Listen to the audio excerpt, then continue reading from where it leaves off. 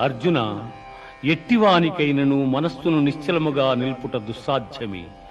అయినను దానిని అభ్యాస వైరాగ్యముల చేత నిరోధింపవచ్చును.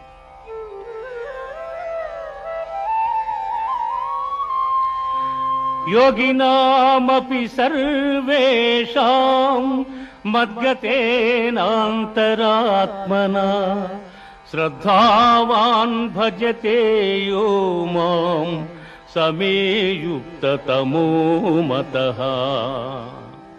అర్జున, పరిపూర్ణమైన విశ్వాసముతో నన్ను ఆశ్రయించి వినయముతో ఎవరు సేవించి భజింతురో వారు సమస్త యోగులలో ఉత్తములు.